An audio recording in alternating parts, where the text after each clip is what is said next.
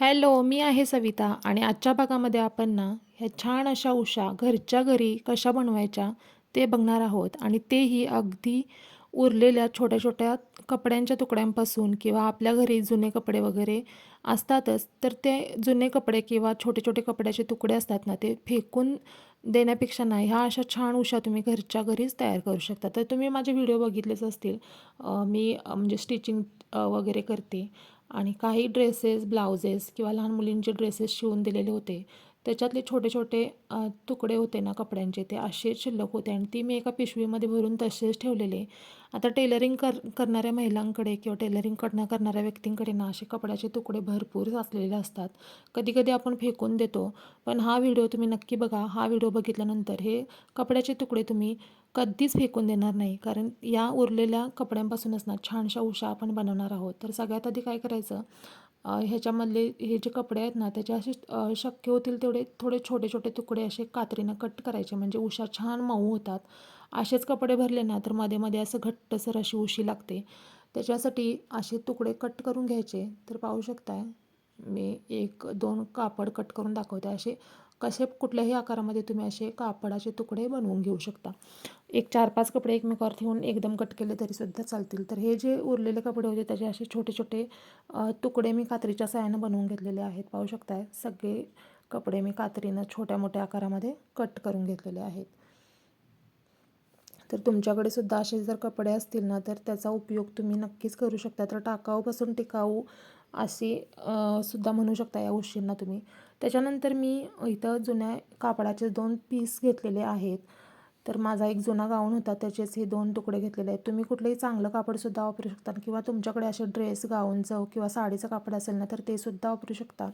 आता आपल्याला जशी लहान मोठ्या आकाराची उशी बनवायची आहे ना तेवढं कापड घ्यायचं आहे. तर मी इथं 14x20ची उशी बनवणार आहे. तर त्यासाठी मी इथं 21x15 असं हे कापड 2 फोल्डमध्ये कट करून घेतलेलं आहे. तर रुंदीला 15 घेतलेला आहे आणि उंचीला 21 इंच हे कापड कट करून घेतलेलं आहे. त्याच्यानंतर तिन्ही साईडून आपल्याला शिलाई मारून घ्यायच्या आहेत.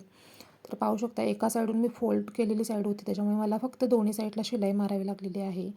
त्याच्यानंतर हे शिवलेली कापड पलटी करून घ्यायचं आहे कारण आपण उलट्या साईडनं शिलाई मारून घेतो. आता हे कापड सरळ करायचं आहे. तर मी ह्या एवढ्या कपड्यांपासून ना 2 उशा बनवणार होतो. त्यासाठी ही अशी 2 फोल्डमध्ये 2 कापड कट केलेली. त्यालाच मी दोन्ही साईडून शिलाई मारलेली आणि एक साईड फोल्डची होती त्याच्यामुळे तिकडं काही शिलाई मारायची गरज पडली नाही. आता ह्या कपड्यांना मी सरळ करून घेतलेलं आहे. तर हे जुनं कापड मी वापरलेलं आहे. तुम्ही ही उशी बनवण्यासाठी वरती हे जे कापड मी वापरलेलं आहे ना ते जुनं वापरलेलं आहे. तुम्ही नवीनसुद्धा वापरू शकता. असं काहीच नाही की तुम्ही जुनं वगैरे वापरा. आता हे कापडं दोन्ही मी सरळ करून घेतलेले आहेत. आता मी जे कापडाचे तुकडे कट करून ठेवलेले होते ना ते या उशीच्या पिशव्यामध्ये आपल्याला भरून घ्यायचे आहेत. म्हणजे ज्या आपण उशा शिवलेल्या आहेत ना त्याच्यामध्ये शक्य होतील तेवढे आपल्याला कपडे भरायचे आहेत. आणि ह्याच्यामध्ये ना हे तुकडे टाकताना व्यवस्थित हलवून भरा. म्हणजे एकाच ठिकाणी ना असे कापडाचे तुकडे बसणार नाहीत. व्यवस्थित असं हलवून या चिंध्या भरल्या ना उशी छान मऊ तयार होते. तर अशा प्रकारे थोडंसं कोपरांकडे वगैरे कापड सरकवा आणि दोन्ही जी मी उशी शिवून घेतलेली होती ना त्याच्यामध्ये हे तुकडे टाकून घेतलेले आहेत. आणि अशा प्रकारे पाहू शकताय तुम्हाला आवडेल त्या आकाराची चौकोनी छोटी-छोटीसुद्धा उशी बनवू शकता. आता आपली जी ओपन साईड आहे ना उशीची ती आतल्या साईडला अशा प्रकारे कापड फोल्ड करायचं आणि ही ओपन साईडसुद्धा आपल्याला शिवून घ्यायची आहे. तर अशा प्रकारे आतल्या साईडला एक अर्धा ते 1 इंच कापड फोल्ड करायचं आणि आपल्याला इथं शिलाई मारून घ्यायची आहे. आणि ही जी दोन्ही उशी आहेत ना अशाच प्रकारे दोन्ही उशींची ओपन साईड आहे तीसुद्धा आपल्याला स्टिच करून घ्यायची आहे. तर अगदी सोपी पद्धत आहे आणि टाकाऊ कपड्यांपासून ना तुम्ही ह्या उशा बनवू शकता. आणि विकत बाहेर उशी घ्यायला गेला ना तर खूप महाग असतात. तर तुमच्या घरी असे कपडे असतील तर नक्कीच तुम्ही ह्या उशा बनवू शकता.